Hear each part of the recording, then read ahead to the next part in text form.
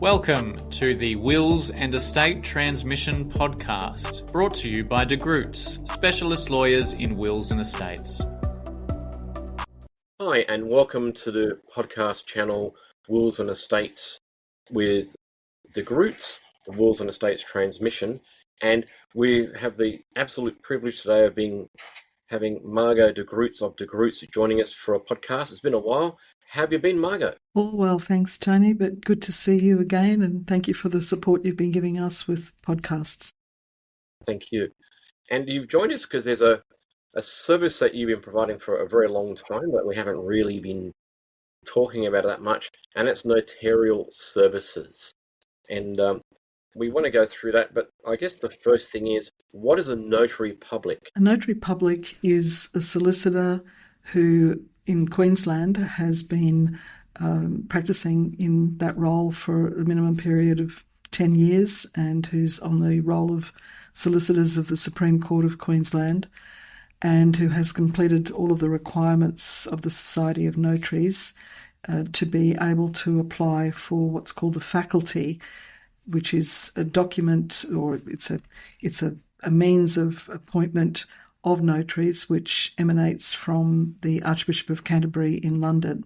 So it means that you are appointed in that role to be able to authorise or to what is called notarise, but to verify basically that documents have been signed correctly here in Australia, or other issues might be asked of you, such as to provide an affidavit as to the correct standing or the standing of companies here in Australia. There's a variety of purposes, but you are being trusted to provide that assurance to parties overseas that the documentation, whether it's education documents or corporate documents or estate documents, are signed, and in your presence, you've been able to verify the identity of the person signing off on those documents.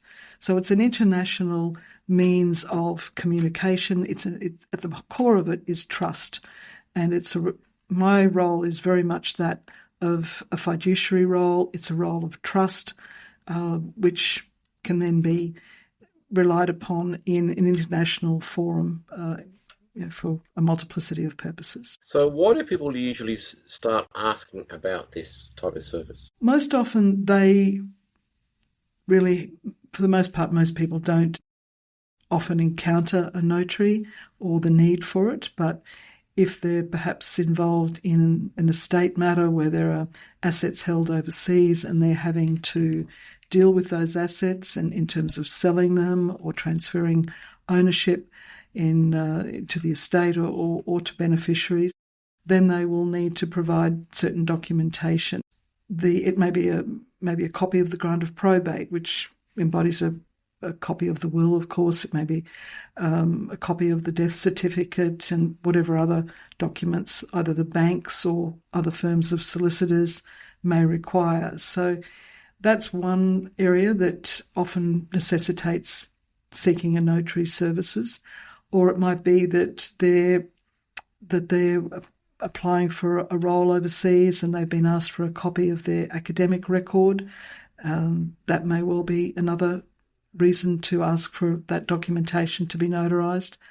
Or in turn, they've studied overseas and need to have their documentation verified. So there's a variety of reasons for having the need of notary services, but at the heart of it is the fact that you're wanting documentation to be recognised internationally. So that is a difference between a notary or notarial services and a JP. Yes. Yeah, justices of the peace, solicitors can also be justices of the peace, but in the case of a justice of the peace, you don't have to be a solicitor to be a justice of the peace. So there is a difference certainly, as I say, in Queensland, notaries are first and foremost solicitors of the Supreme Court on the role of the Supreme Court in Queensland. So what are some common mistakes or misunderstandings between a JP and a notary? Well, often people, I think, misunderstand and think that, well, a justice of the peace should be able to verify documents that are going to be used internationally. But that isn't the case, because a notary's signature, as opposed to a justice of the peace's signature, is, at the time of your appointment to that role, is a copy of that signature is held by the Department of Foreign Affairs, and internationally, that search or that verification of the notary's appointment can be verified by reference to the Department of Foreign Affairs. And Australia is also a signatory to the Hague Convention, which enables various countries who are also signatories to that convention to be able to rely on the means of verifying a notary's signature via the Department of Foreign Affairs and Trade. So it's an altogether different role. There's a notary can, for instance, not that I've ever had to, thankfully, but can arrest a ship. There's a variety of roles that go with the nature of the appointment that certainly are not associated with the Justice of the Peace.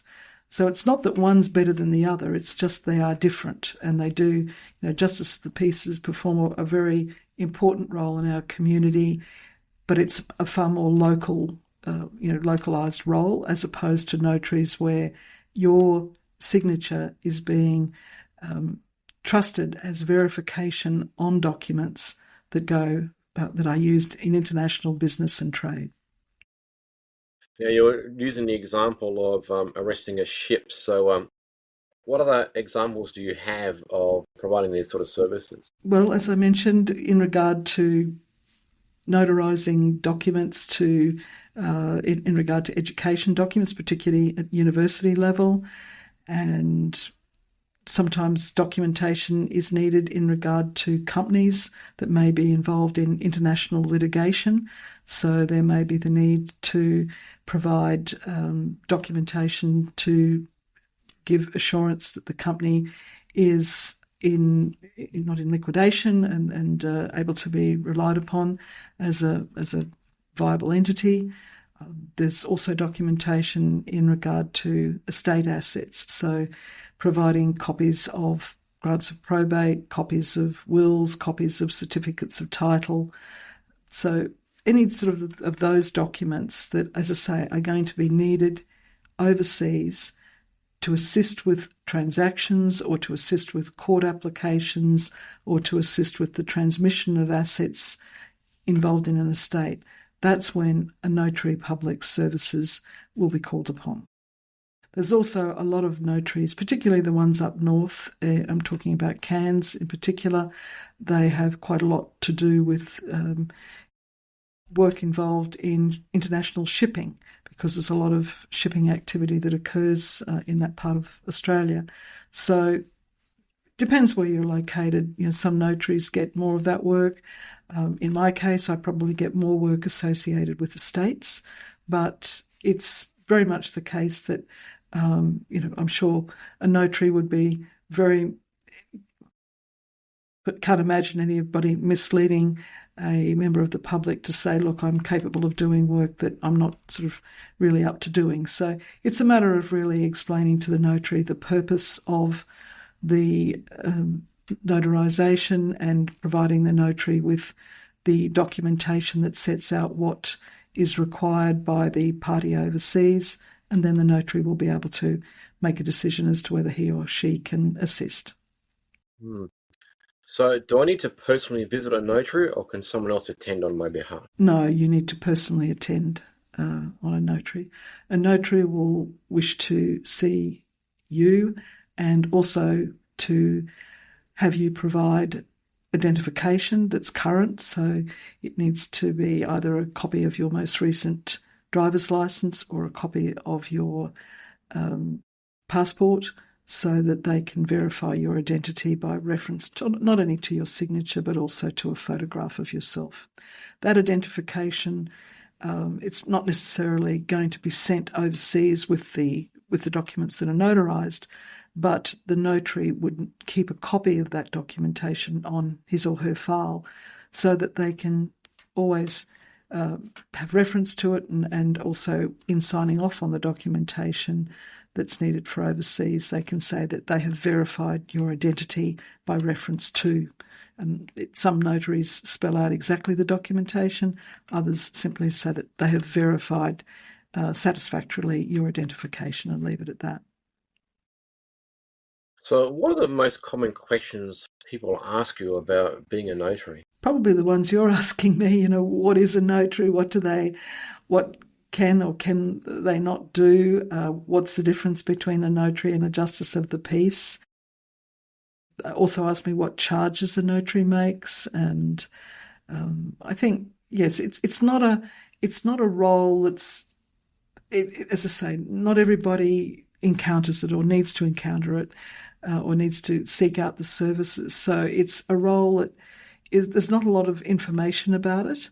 And so I can understand why it does cause confusion in the public arena, because I think most people are familiar with Justice of the Peace, but Notary Public, it's a very historical role. It goes back to the 12th century when the first appointments were made. So there's it's steeped in history, and perhaps, as I say, not a lot of information out there in the public arena.